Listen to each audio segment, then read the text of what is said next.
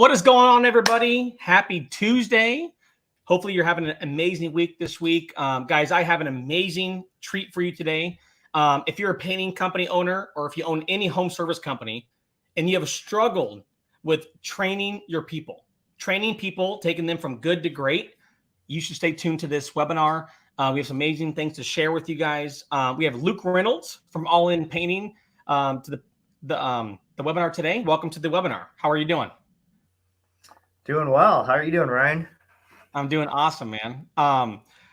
Luke and I had a great chat before this, and the cool thing is Luke's has some funding from the state, working on federal funding, and really trying to elevate the painting industry, taking these painters from good to great, training them from a QA process and a leadership perspective as well.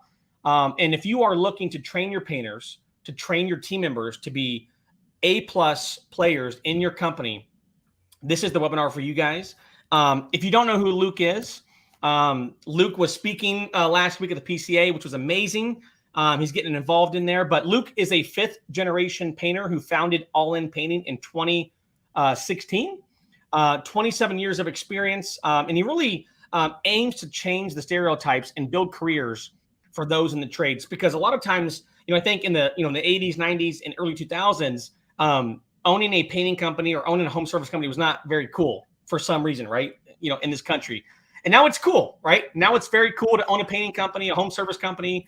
And you see all these influencers like Tommy Mello or Jeff Gear and, all these different guys that are running these, multi 7-figure, 8-figure, 9-figure home service companies that are now cool, right? And back then it was not cool. And I think a lot of times the reason why that misconception is there, is because, you have the white trucks, right? You have inexperienced painters. And I think what you're doing is absolutely amazing to take people to the next level and take this industry to the next level. And Luke is really passionate about building leaders through professional training and continuous growth. Holds a bachelor's degree in science and is a professional pilot and aerospace admin, and worked 11 years in aviation consulting. And in his free time, Luke likes to fly planes, do karate, watch movies, camping, and traveling with his family. And obviously, Luke, you can intro yourself a little bit more, but the whole goal of today, guys, is to make sure that we can really articulate how to train painters, how to train your team in a very effective and productive way, and take them to the next level. Luke, if you could just give us a little bit of background of you, All In Painting, and kind of what you're up to over there. Yeah, absolutely. So first off, just want to thank you, Ryan, and Marco and your team for inviting me to be a part of this webinar and to, I think the saying that you like to say is help us all dominate our markets. And I like the word dominate. So it's compelling.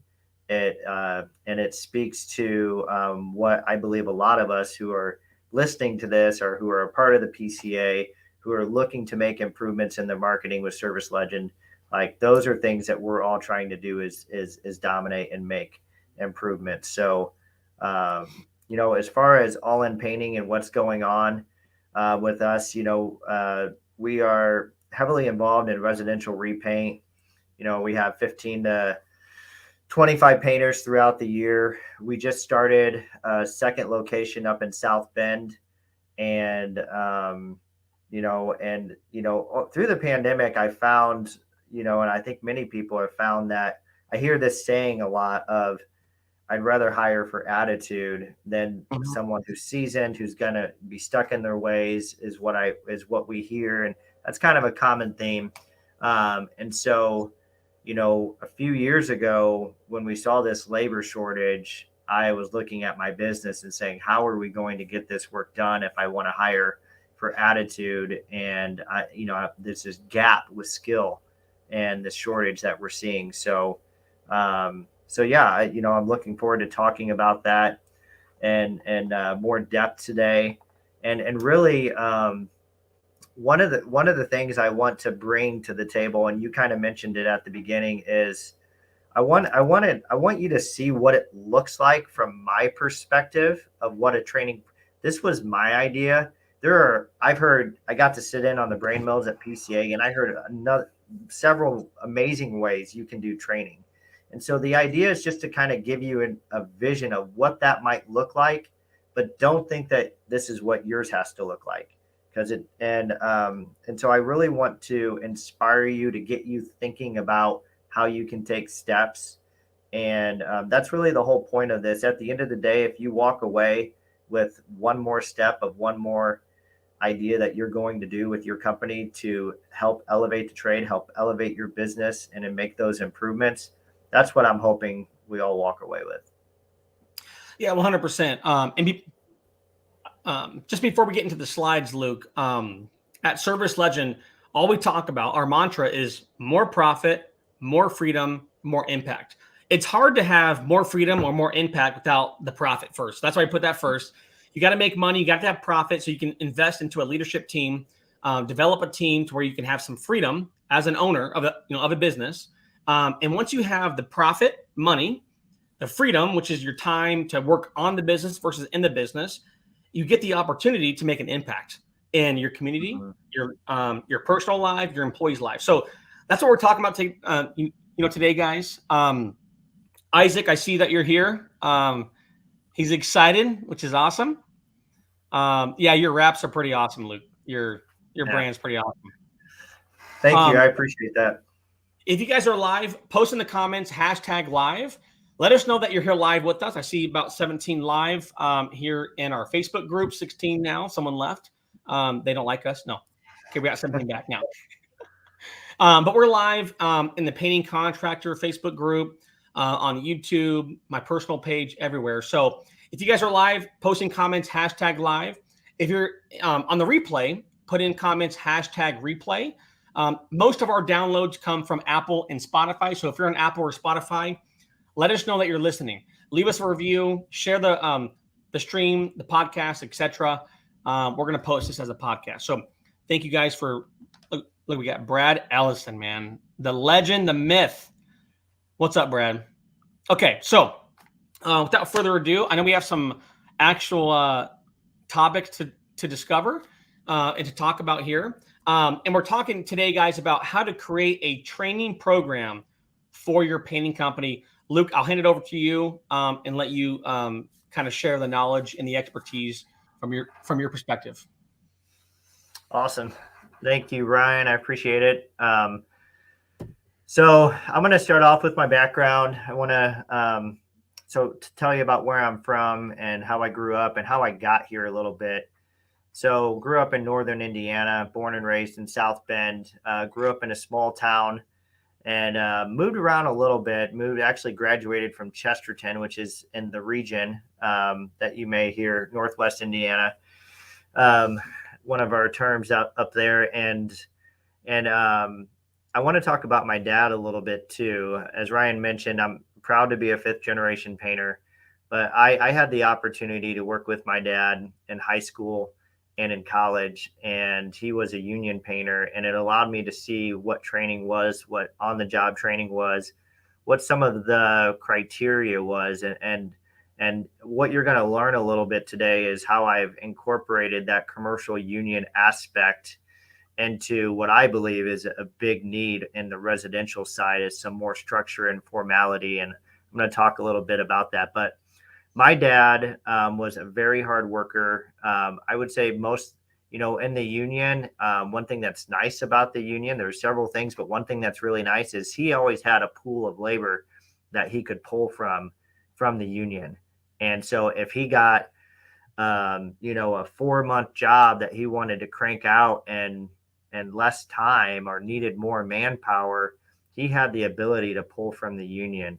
And so he, at some points, he had up to 40 people working on his jobs.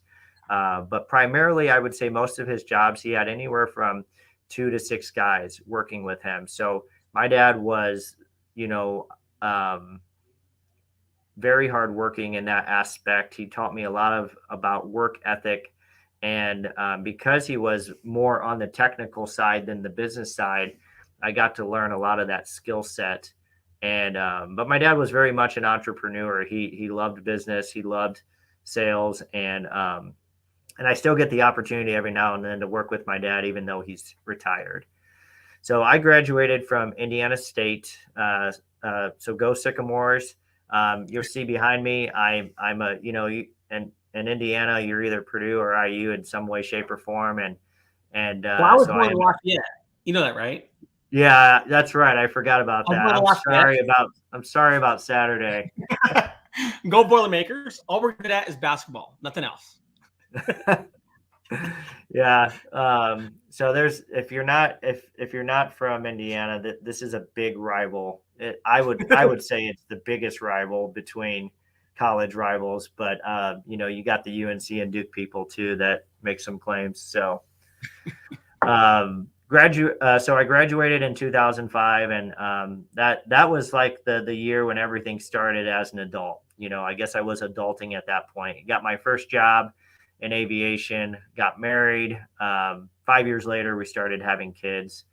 And so I'm proud to have taken the 11 years of aviation, and I had an opportunity to fly a small Cessna single engine four-seater, what we call a Cessna 182.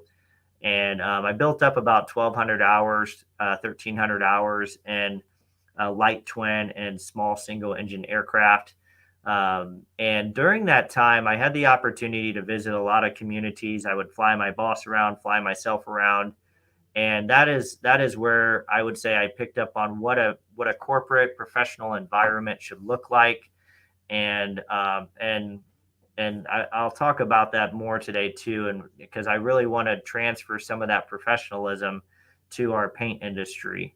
But project management and working on large capital improvement projects is something that I got to experience, and I really do think that it helped me get ready for this new endeavor as a business owner. So why did I start painting? I always wanted to own a business, and that 11 years of working for somebody else, there was those moments like halfway through there where I'm like, man, I really wish I could do something, create something. I had this urge to want to own and create and build something and be proud of it, and I never knew what it was. But I lost my job in 2015, and from that company, the same company I was with for 11 years. And that was a shock. I didn't know really what the next move was. Do I stay in aviation, go work for a competitor, or what? But during that time, what I decided to do was start putting my resume and applying for different jobs. And but I lived in a nice home. I had a young family. We were a double income family, and so I had to start providing while I was waiting. And so I picked up the paintbrush and I started asking my friends who needed painting help. And that's when work just kind of kept coming. And if you're anything like me, when you paint, you think a lot. And it's somewhat therapeutic to be able to think and create while you're painting in that setting. And when the work kept coming in, I started to believe this is maybe something I could do. Even though I never thought I would own a business and it'd be painting, I wanted to do something different. I started to believe in the opportunity. And the prayer at the time was, God, if you keep opening doors, if you keep providing in this way, I'm going to quit pursuing working for someone else, and I'm just going to start this company. And so that's what I did in 2016. The work kept coming in, and I'll talk a little bit more about that. But my differentiator at the beginning, it's different, a little bit different now. But when I got started, it was that professionalism. I wanted to change some of the stereotypes, and I wanted to look a little bit different. I wanted to show up on time. I wanted to do what I said I was going to do.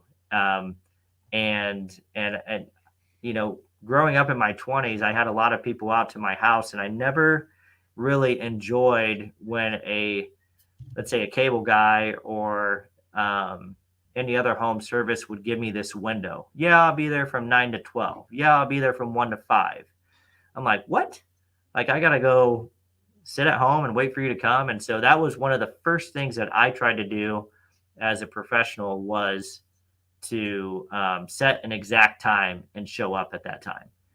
So, so here's a picture of me and my crew. This was in year one, and there's my dad on the far right, and the guy next to him is Todd Sanders. He has actually been with me since the beginning. He worked for my dad for 15 years and came down here and worked for me for 5. And now he's at our second location as a lead painter up in the South Bend area. And then 2 guys over from that, that's actually my father-in-law. He helped me in the first year as a second hand on the job and as an office assistant as well. And then there's me with the haircut that I will never go back to. Bring it back. Bring it back. If you guys want Luke to bring back the long hair, put in comments, #Luke. I don't know if my wife will let me do that again. So this is like, that midlife crisis where I don't know what I'm doing, but I'm just going to grow out my hair and see what happens. So growth by numbers, I definitely don't say this to boast or brag or anything like that, but I do think, this is something, if you're a new business owner, it can be awkward and difficult to share your numbers, but I want to encourage you guys to do that because for me, it's a great metric to see what are you doing and how, because this paints a picture, right? And you will see that every time there was growth, there was more crews and people added to it. But it also tells you like, hey, look at that pandemic time. Like I had that 2020, 21 time period where some things were going on, right? I should have been growing in that year.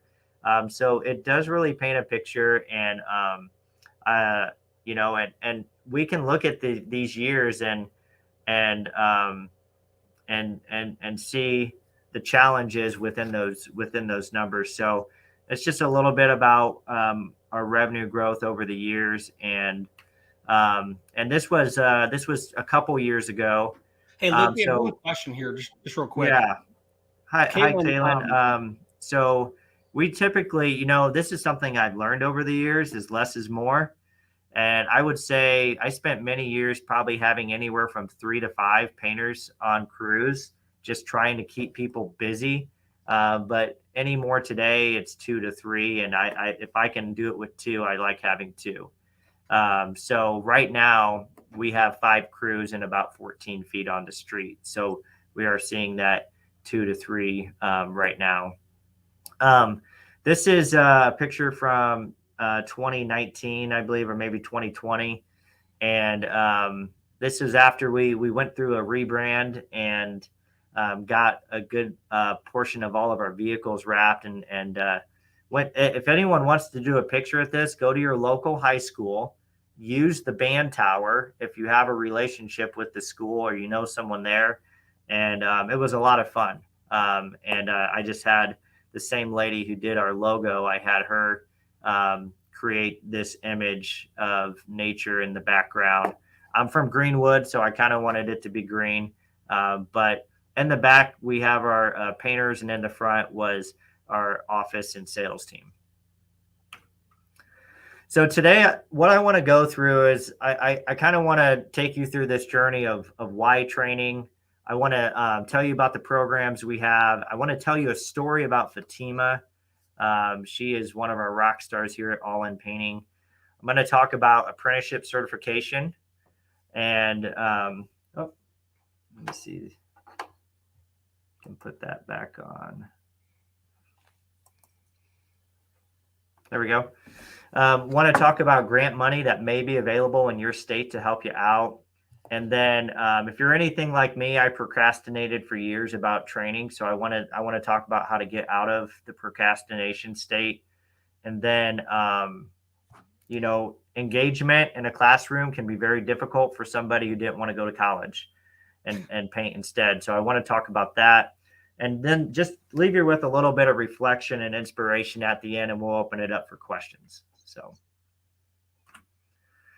So why should we train?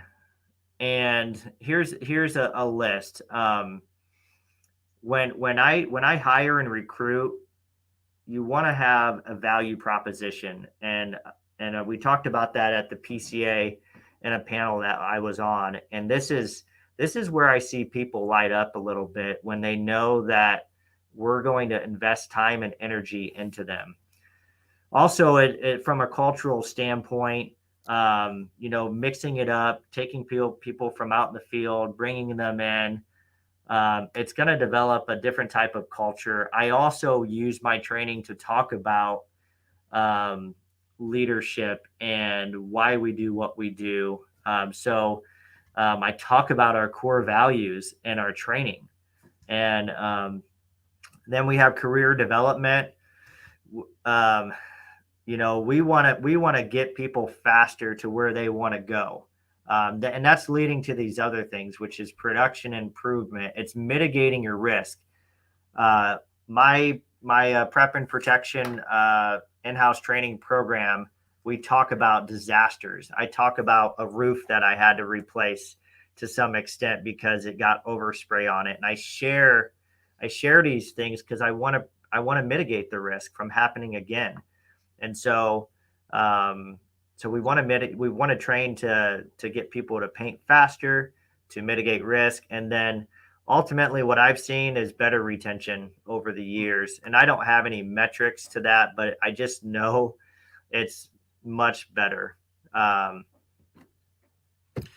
Which then, because, go ahead, Ryan. Because what's funny about this industry is because, 80s, 90s, and early 2000s is you have people that work for companies for 10, 15, 20, 30 years, right? It's very common. In today's world, that's cut down by maybe I work for a company for 1 year, for 2 years, for 3 years, for 5 years, barely 5 years, right? And if you can keep people in your company, they understand your values, your morals, your vision, the mission. They understand, they can retain the actual training. So if you guys are not investing into your people in a big way, you're missing out on the opportunity to have great people around you, because we cannot build these businesses by ourselves, as much as we want to, right? As good as Luke is, or I am, or, at whatever we're good at, we cannot do it without great people. So it's so important to have retention in our team. So I love that last point that you made. Yeah, it really is. And, kind of embarrassed to admit, if I started numbering all my employees, and I was the first one, employee number one, right? And I think we're in the twos. We're like employee number 240. And so, like, man, I have hired and let go of over 200 people. And so how do I keep that number down? It's not something I share with, why employees are number 250 when they come here. But it is a real thing, right? Retention is a real thing.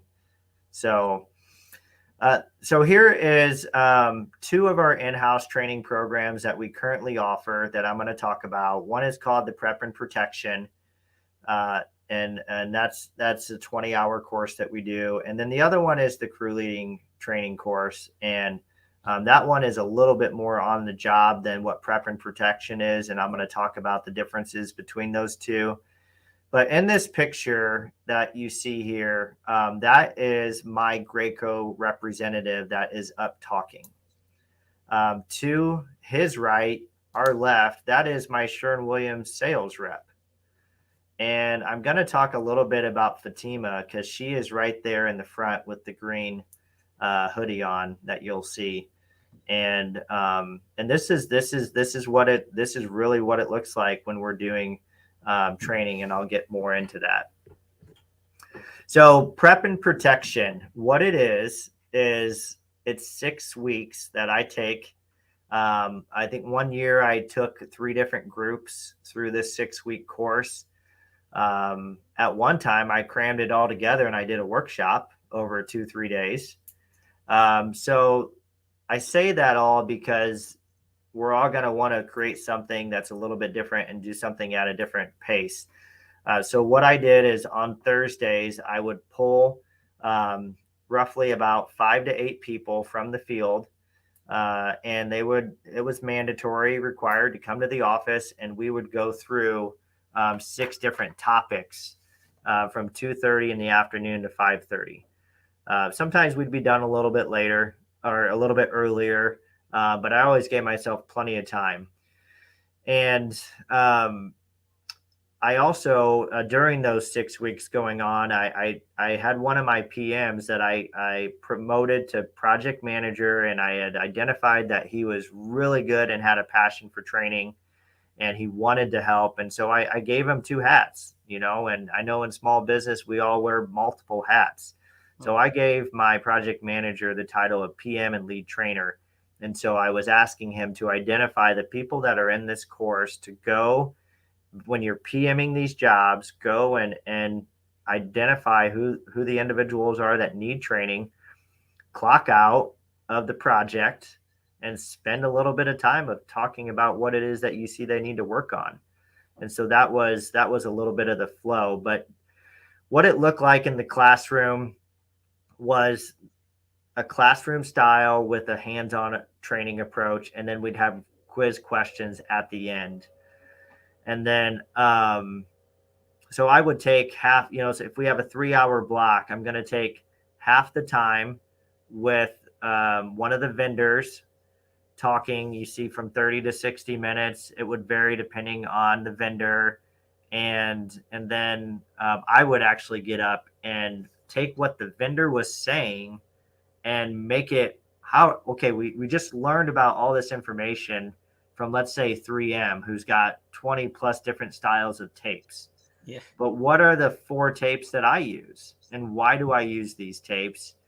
And so as this was shaping and developing, I just wanted to make it my own. And we all have our own opinions on different things. So it's really a great way to become more consistent, to build SOPs and systems.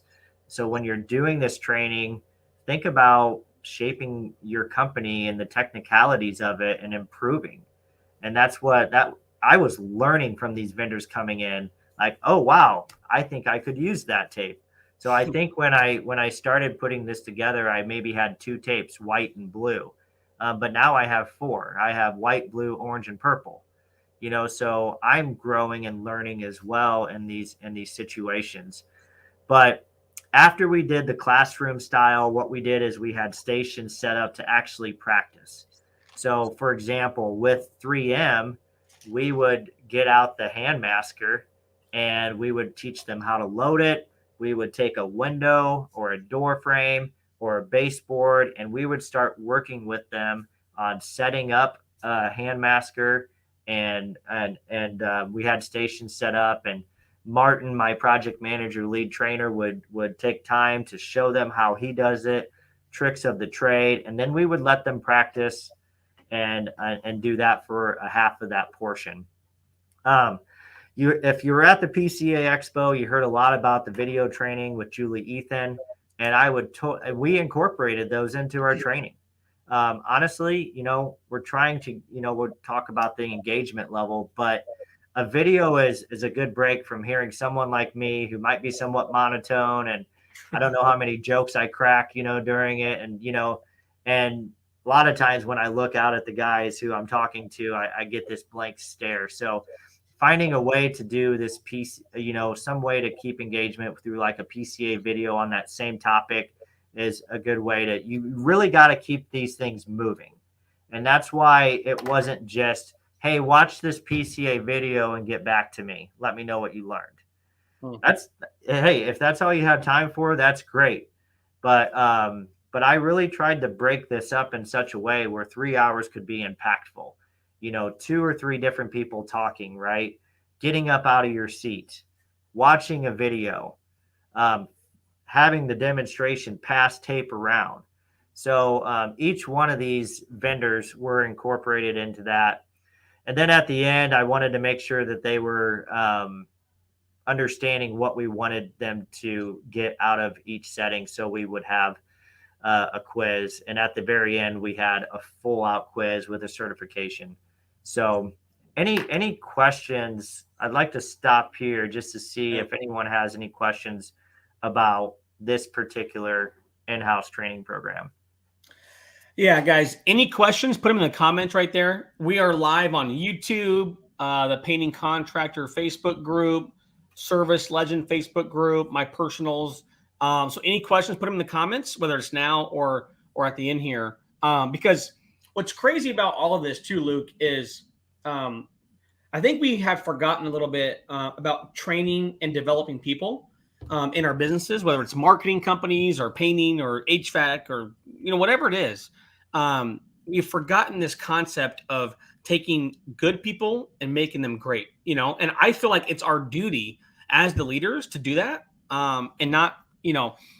I think a lot of times people look for like these people to just like come into the business and fix everything, right? Like, hey, I'm going to find a great painter. I'm going to find a great admin. I'm going to find all these people, which you should find great people, but it's our duty to develop people, not just bring in people that are amazing that we think they're going to fix everything, right? So if you're having challenges with your painting quality or your admin quality or whatever it could be, it's our duty to have a training program for them versus bringing in these great people that know everything to fix our problems, right? So I think it's it's a great point. No says, will the Graco rep train on cleaning and prepping sprayers? Probably. That's exactly what we did with Graco. We would either have a couple of our own pumps or they would bring in their pumps. And that's one I think out of all of these companies right here, Graco is very helpful to even go into Sherwin-Williams stores and offer a session where I've seen that happen. So I just brought them to my office, and what we would do is talk about the components of the pump. And then we would, my biggest thing is teaching everyone to know how to set up a pump and clean out the filters at the end of the job. So this wasn't really about spraying for the prep and protect, but over the years, I've noticed that sometimes you have this seasoned painter on the crew, which you should have someone experienced, but they're the only ones who get to touch the pump. And I thought to myself, if I could keep the painter painting and I could keep the entry level people cleaning and maintaining, because this can take 30 to 45 minutes at the end of the day. Why not have an apprentice start that way and start learning how to use the pump? Because it is intimidating. The first time I learned how to use a Graco pump, I think I pulled up YouTube and I spent an hour trying to figure out where the filters are and how many there was and how to get the thing working, how to get it pressurized, and so it can be intimidating. So just having this setting where you're walking a group of people through this Graco was my favorite vendor that I would have come. And I think it was probably one of the more complex things that we did as a hands-on practice within our training. Yeah, that's great. Don't assume that everyone knows what to do. Lead them, guide them, nurture them. John says, how did you put together all the information so that it flowed and was not confusing or overwhelming? Which this is a great question, because I think a lot of times us owners, us visionaries, we're so fast paced. I mean, myself, I am massively high energy. I'm not sure why God made me that way, but that's how he did it. And so I learned very, very quick. I'm very visual. So Luke, like, how did you put together this information to where it didn't overwhelm, your people? Yeah. So like I said, we broke it up into 6 different sessions for one. And before I answer that question, one step back is this procrastination era that I had in getting it started.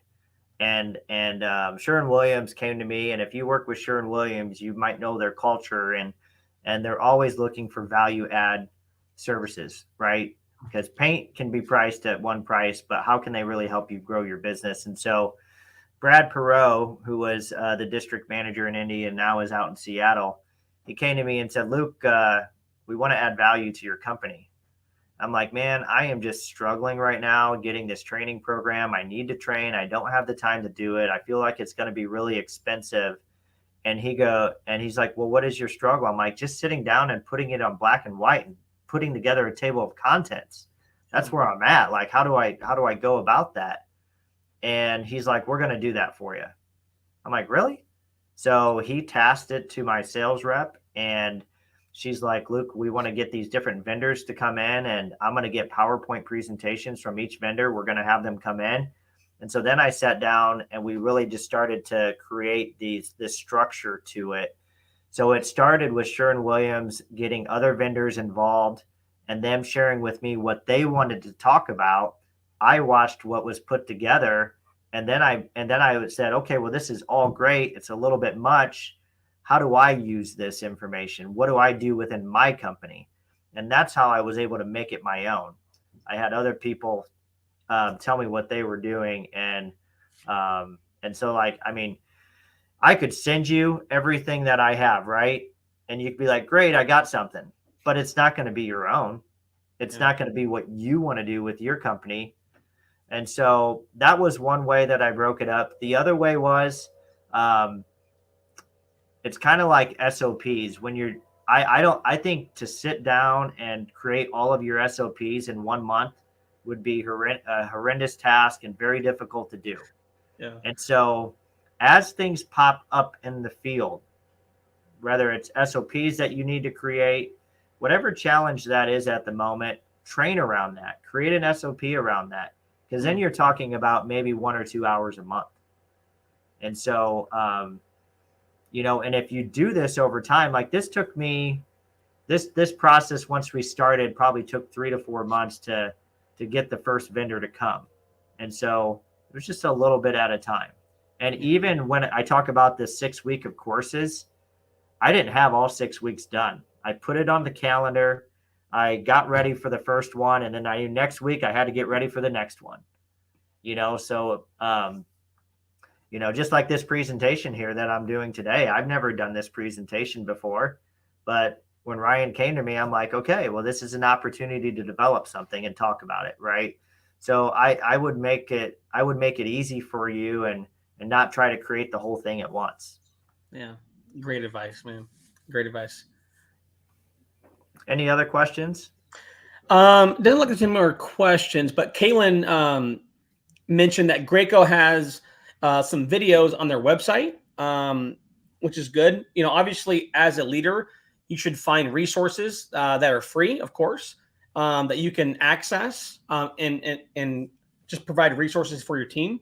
But like what Luke says is, like, don't figure it out all at once. You can develop this training over time, and then when you look back to the new team members that are coming on board, you will have something for them that's fully fleshed out. But don't feel like you have to do it all at once. There's so many different things that's going on. At 1 p.m., it's almost 11 here in Arizona. At 1 p.m., we're doing a VTO day, a vision day here at Service Legend. We have so many different plans. So we have franchises that are looking at us, whether it's SprayNet, Fresh Coat, Garage Kings, all these different companies that we're working with.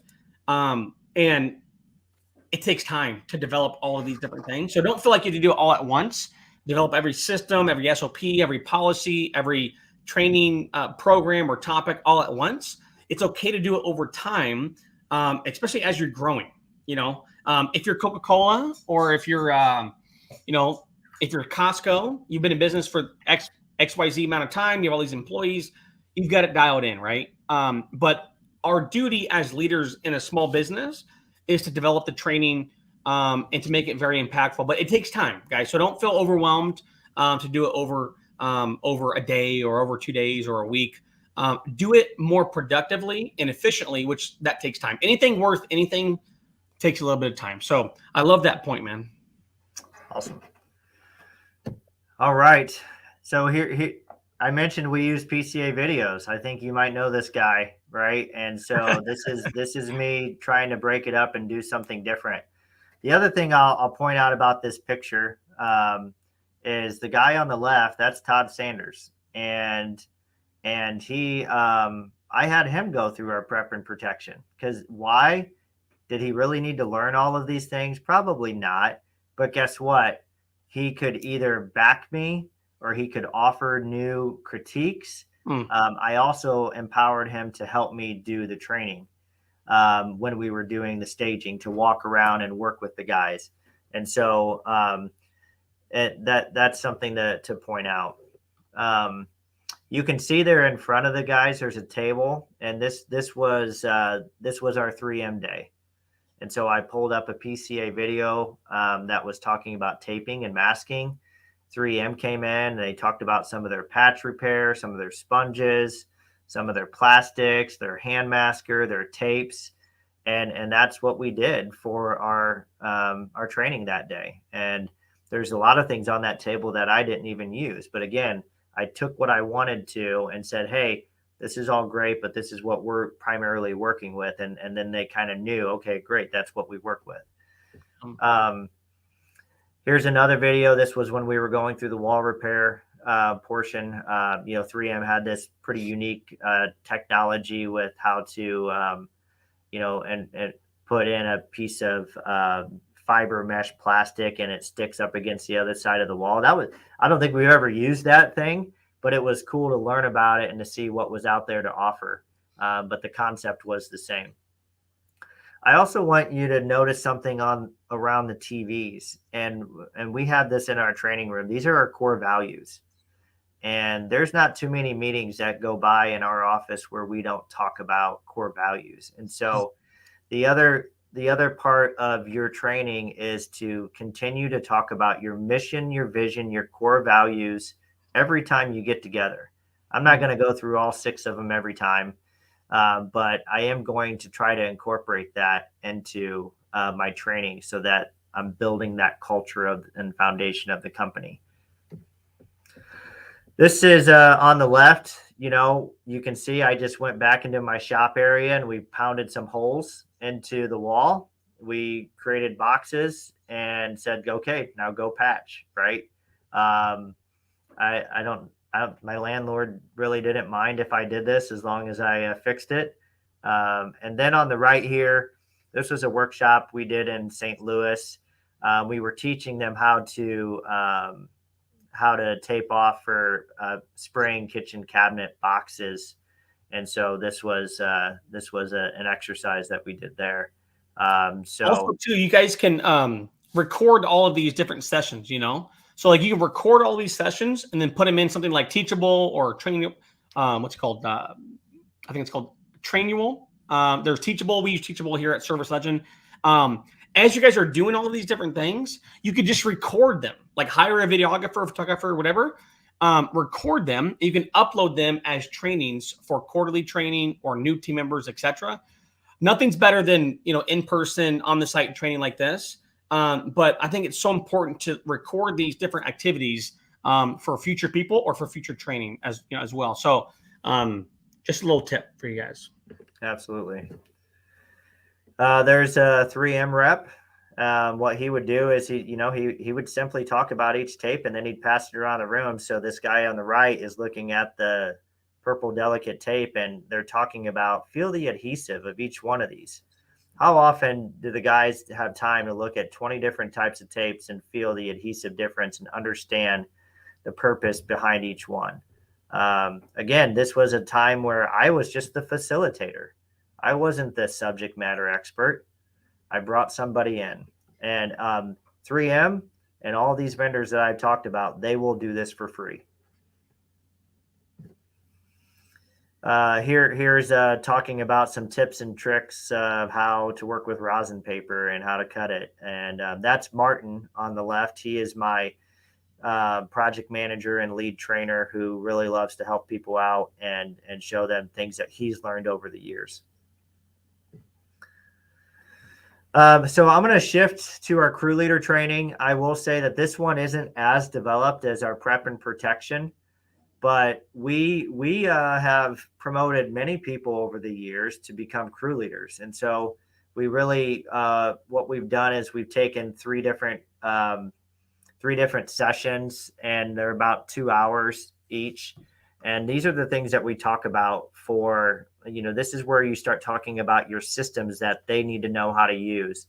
Show them the project flow chart of, when a client comes to your business, point A, they make a phone call.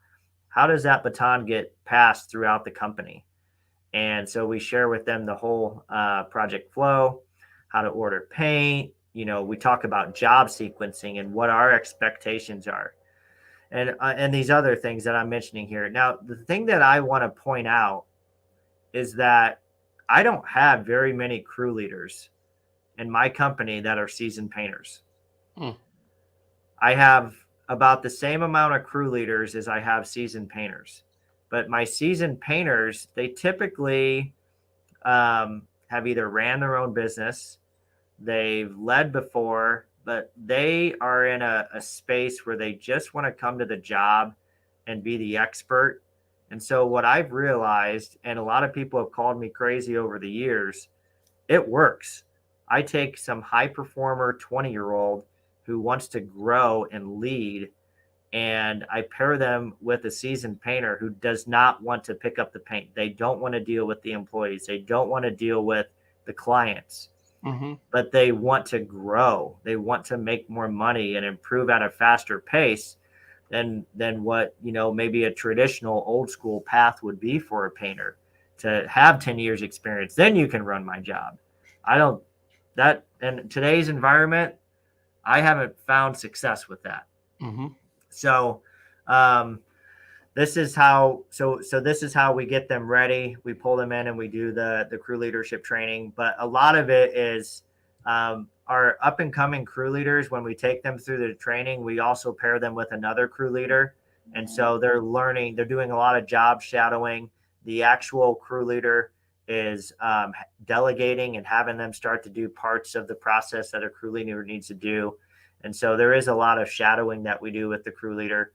But I want you to notice something, because I want to talk about, I'm going to be talking about how to get grants and how we got grants. And there's a reason why I have 20 hours of training for crew leadership. There's a reason why I have 20 hours of prep and protect. And I'm going to talk about that in a second.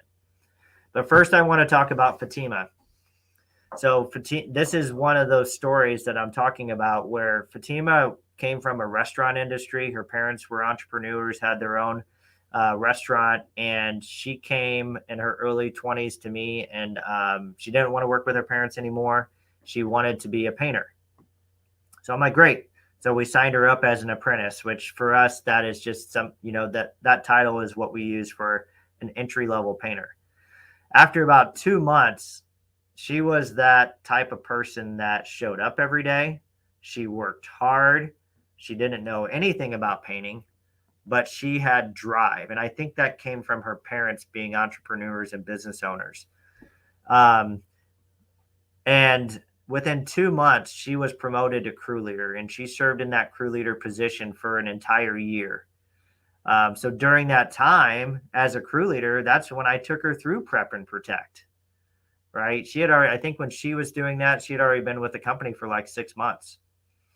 I actually took her through the program twice because I had a different setup where it was, instead of 6 weeks, I had it as a workshop, and I wanted her to be a part of it and help out and help others. And I also wanted to continue to get her more skill set and training. So she actually went through prep and protect twice.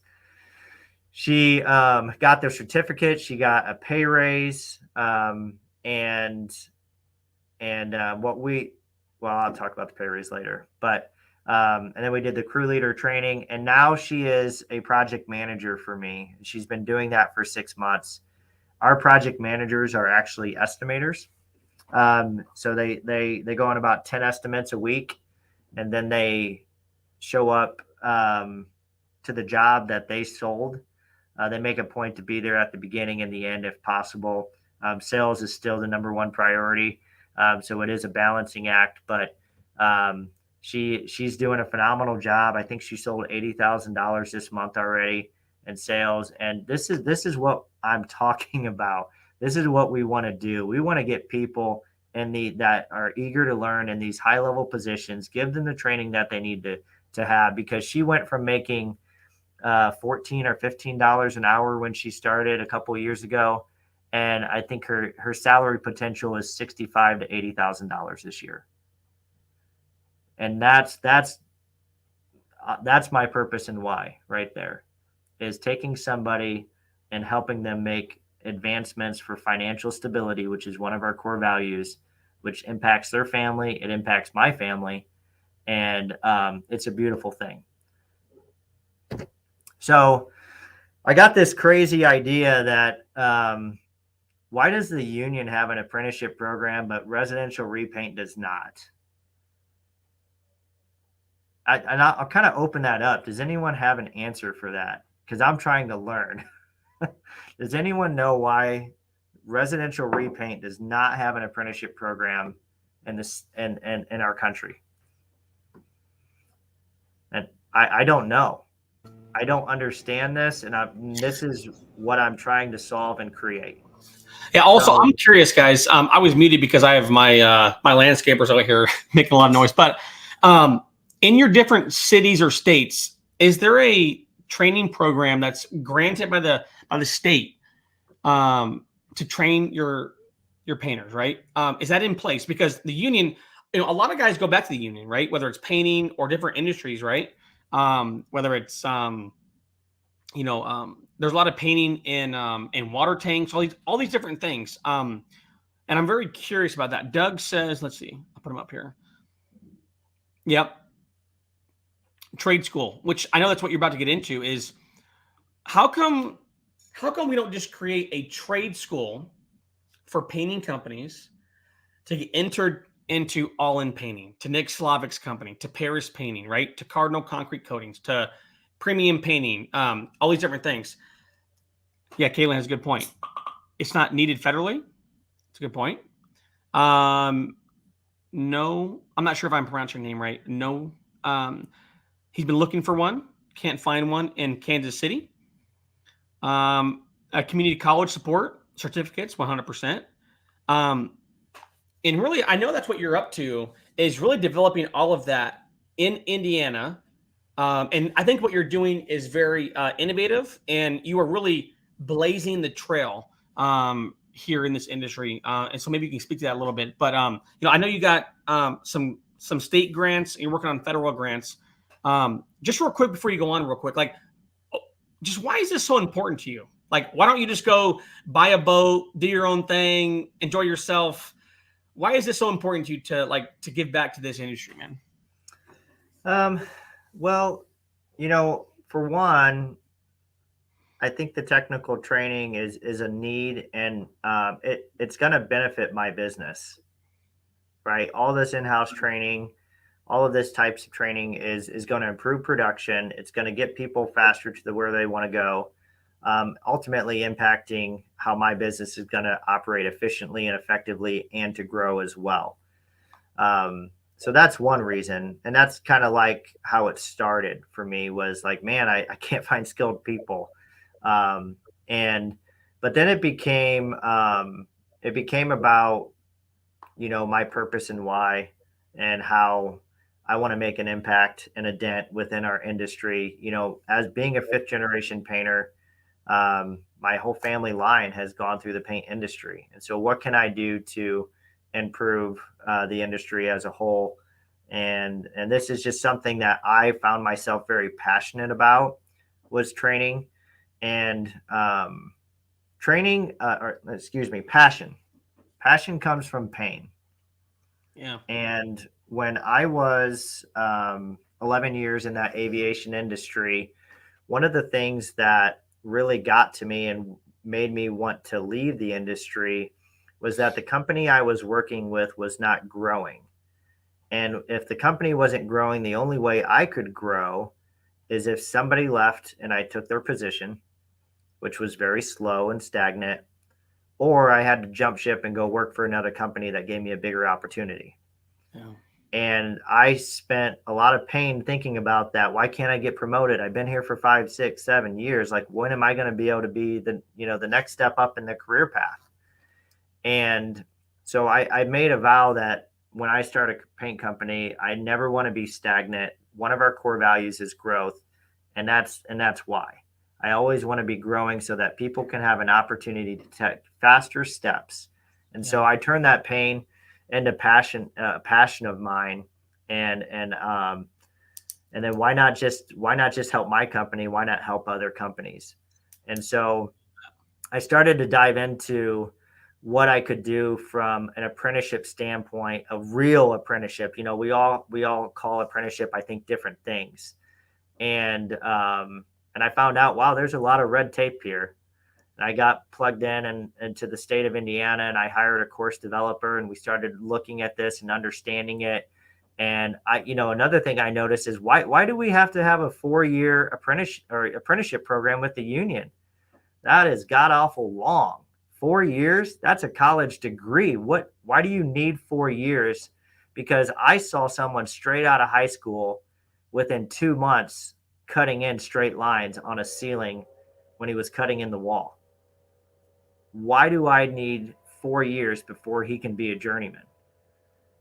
I want to improve these individuals within my company faster.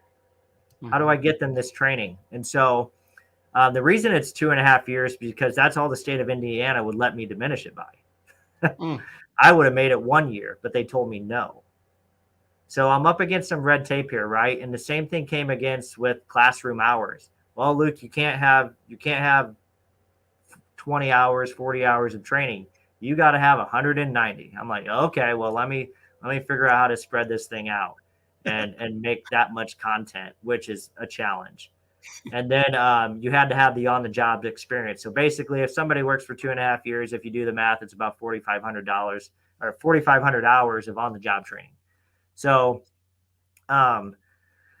I can't operate the apprenticeship program in other states without sponsors. So over the next couple years, I do have to either have my own business in that state, or I have to link up with other companies like you who are wanting to develop apprenticeships within your company, and you can become sponsors of this program. So, this with all the red tape, it is a long process, and there's wrenches that get thrown into the mix. There's also financial obligations that I have to pay out to be able to do this, and the time and the effort. But I'm hoping this year, within the next couple months, I'm actually going to be rolling my first class through this apprenticeship program, and I do get federal aid. But this is a work in progress. It's something I'm learning about, and so I hate to really put dates on it, because last year, it took me 6 months to get registered as an official office OCTS, Office Career Technical School. I had to become an actual school, and that was tedious and long. But that's just a big overview of what the apprenticeship program is, and that's I'm hoping to share it with the entire industry. It's amazing, man. Get to the next slide.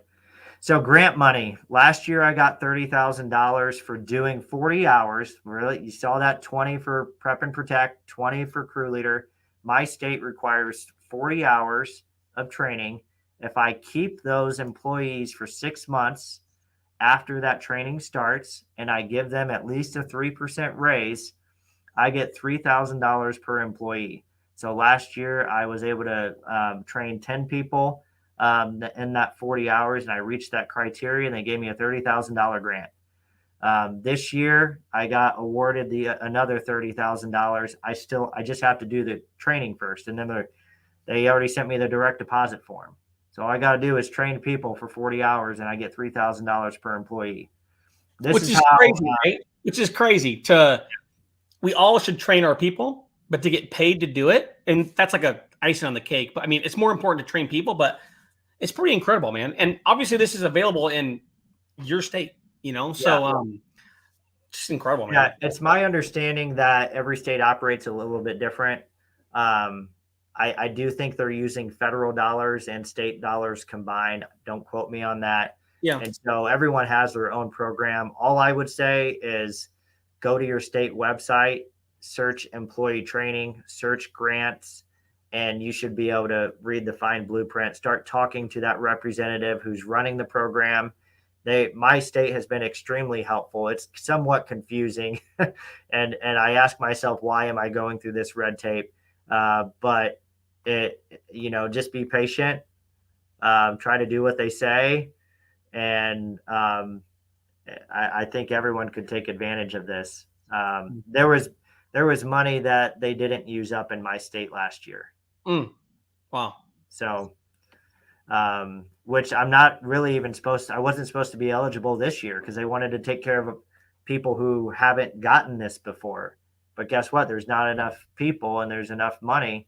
And so there's like, hey, Luke, do you want to get this again? I'm like, yeah.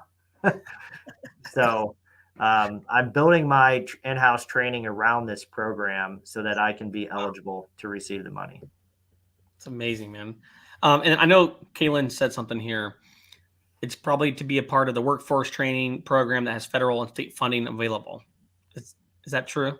Yep, you're absolutely right. Yep. Yeah.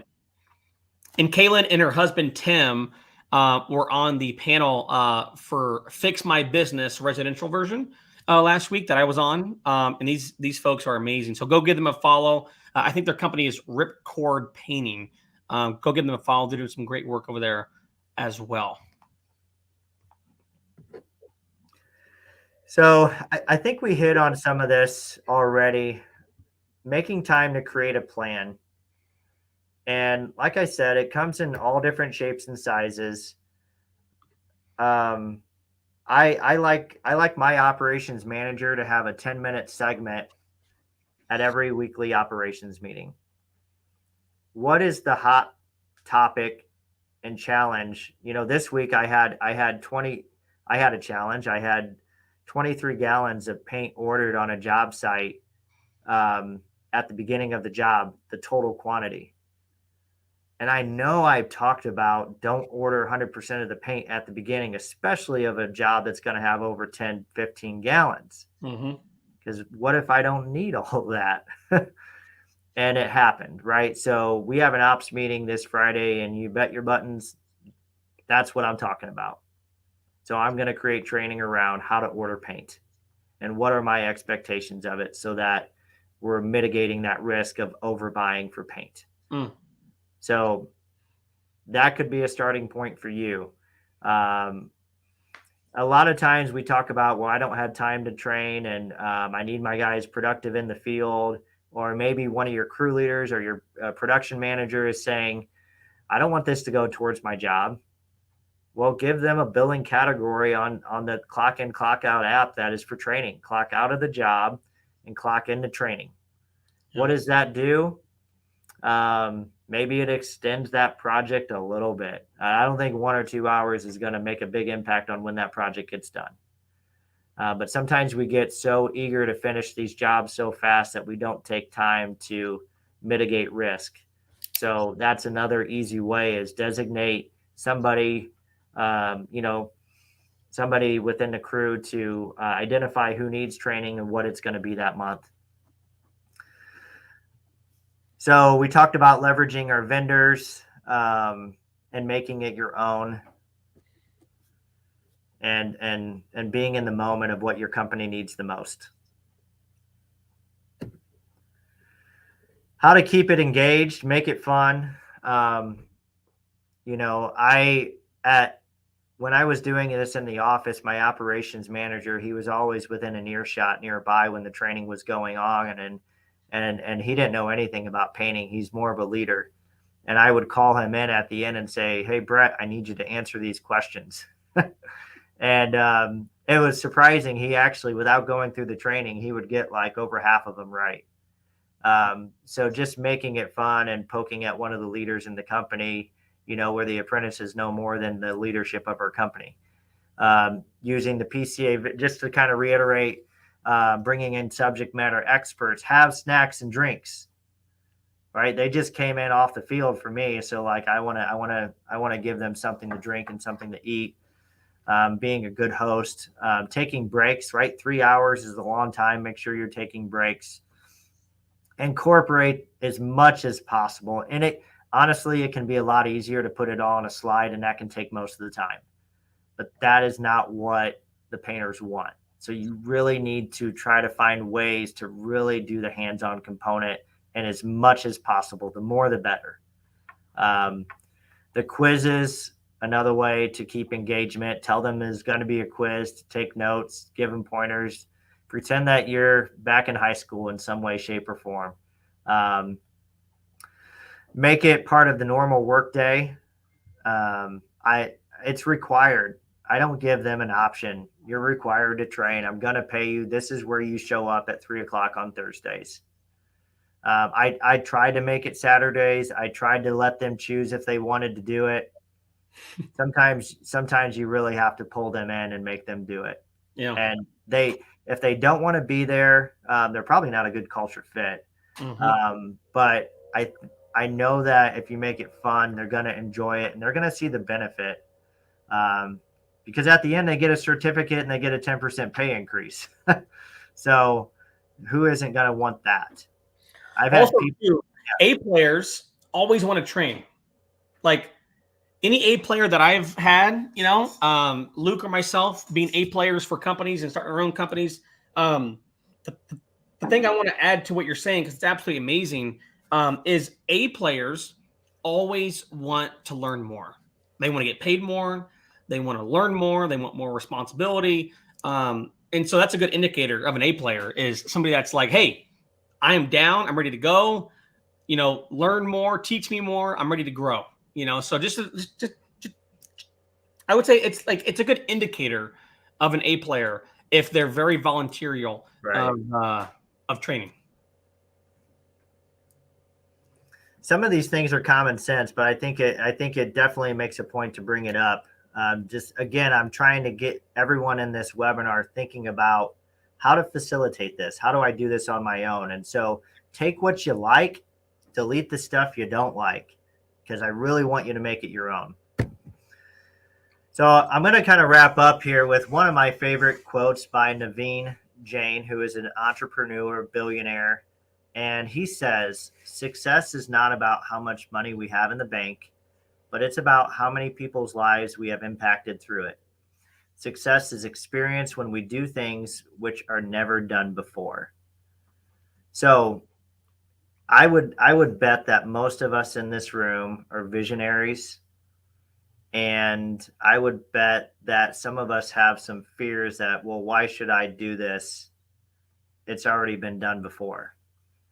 And I will challenge you, if you have an idea and you're stopping doing what you're doing because you think somebody else has already done it, then you're getting in the way of what really is that of a path that somebody is giving you insight around and that is going to allow you to grow.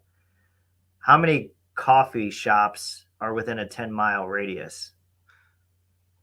Everybody is doing it a little bit different. My training program is not your training program. You have an idea and a vision of what you want it to look like. And you need to go after it. You need to make it your own. But to this quote, right, we've all made money. Maybe some of us has made more than others. But at the end of the day, it's not really what is driving why I do what I do. Sitting down with somebody, seeing emotional tears come when they get an opportunity for a promotion that I got to help facilitate and be a part of brings more joy into my day and lasting joy. Not, okay, great, here's $10,000. Okay, I go spend it and, then I just want it again. And so I want to motivate and inspire you to try to create something within your company that your company and your employees can get around. What is that one thing that is bigger than you? Because nobody in my company, I don't think, really wants to make Luke Reynolds rich. If they do, well, thank you. I want to create an environment that they can get behind. And what I have found is through career advancement and opportunities for them to grow as individuals, whether they stay with me or they take it and go somewhere else, is bigger than me, right? They get to be in charge. And so that is why I do what I do. And I want to challenge you all to find that one thing and talk about it with other people and watch your company grow when you create that environment of something that they can get on board with.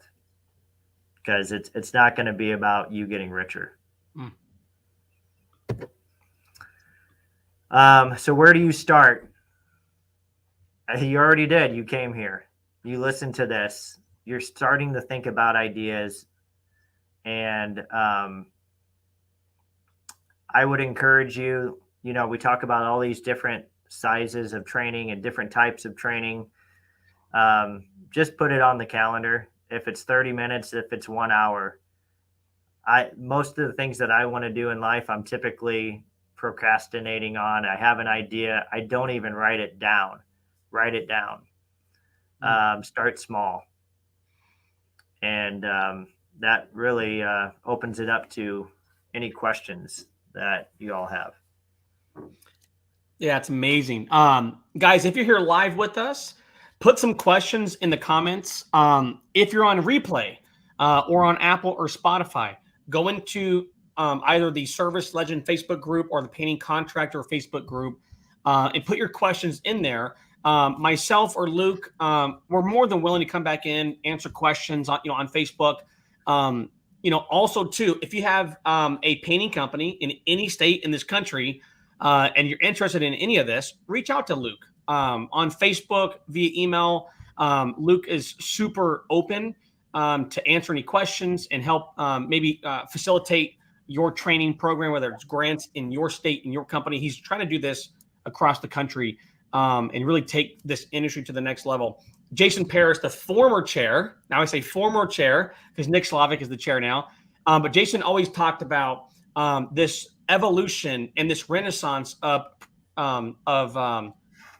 professionalization in our industry.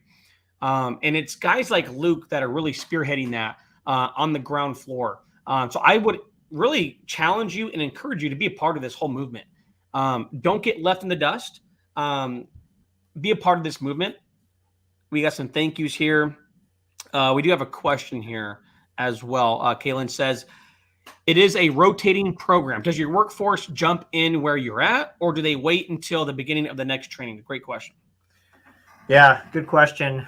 We wait until for the apprenticeship program, though, because it's 2.5 years, I am going to allow people to jump in wherever they want. But for that smaller 20-hour prep and protect training that we do, or the and the crew leader training, there is a flow to it. So I do want them to start at the beginning of those. Those are shorter segments to be able to do. Yeah. And also Doug said that, he said thanks, but he also said he's interested. So Doug, if you're here with us still, reach out to Luke on Facebook via email. Luke, what is the best way for somebody that owns a painting company that's interested in this to get in contact with you? Is it Facebook, Instagram, email? Email. Yeah, I am on Instagram and Facebook, but honestly, I check my email probably too much throughout the day. So I will not miss an email. So you can reach me at Luke, Luke, at goallinpainting.com. Love it. Love it. Love it. Again, guys, if you have any more questions after this, Luke's in our Facebook group, so he'll come back in, ask and answer some questions for you. Put them in the comments. Also, let us know if you have any value from this. Just put in comments, #value, hashtag, just bring back Luke's long hair, whatever you want to put in comments. I would love to see some more long hair from Luke. But guys, thank you guys so much for being here. We really appreciate it. We were live in a couple different groups here. And really, I think Luke and I share a lot of the same ethics and vision for this industry, which is just elevating the industry, and taking things to the next level. And we cannot do that without you guys. We cannot do that by ourselves. So having you guys' engagement in the comments and just in general is massive. And we appreciate that. Also, too, this webinar will go into the Service Legend Academy, where all of our clients have access to training, and we're developing that training just to add more value to our clients, and basically just provide more resources for you guys to help take you guys' companies to the next level. Luke, any final comments at all before we end the webinar? Just excited to be a part of, Brian, what you're doing and helping the industry grow through webinars like this. And thank you for having me on and letting me share my vision and my passion. And I'm looking forward to connecting with as many people around this topic or within our industry to help professionalize it. So I'm always open to a one-to-one, or, if you want to hit me up and you want to schedule something. I love talking about our industry. I love learning from other people. I think if we all pull together, we all work on these steps and these visionary ideas, and don't become exclusive. Don't be afraid to collaborate with your competitor within your city or your town. On it painting, Chris Elliott is here in Indianapolis along with me, and I love talking with him about what he's doing in his business. But I've seen the other side where people want to push me away within my own area because I'm a competitor. Jason Paris and Nick Slavic, they're in the same area, right? They are collaborating. So the more that we work together on this, and we don't become exclusive, we become a part of the bigger picture for our industry. I think the better our industry is going to be, because I didn't talk about this earlier, and for the sake of time, I won't talk about it too much, but other trades are doing it better than us, and that kind of hurts. So I do want to figure out, how do we become the most attractive trade so that somebody who isn't going to college says, I want to be a painter. We're not there yet. Yeah. So that's where I want to be a part of that solution. Man, I love that, man. Thank you so much, Luke. It's been great to just to know you, be a friend of yours, and help spread this, this message, man. So amazing job to you. Guys, thank Luke in the comments. Give him some, some hashtag value, hashtag long hair, whatever you want to do in the comments. Give him something. Luke owns a company, guys. He came here to share his knowledge for us. So appreciate that. And guys, we'll be back next week. Or actually, I think this Friday with a podcast. So make sure you guys tune in live to the podcast this Friday. I think we're like 10 weeks booked out with podcasts. So we are bringing as much value as possible to our industry. So guys, have an amazing week, and we'll talk to you guys soon. Awesome. Thank you.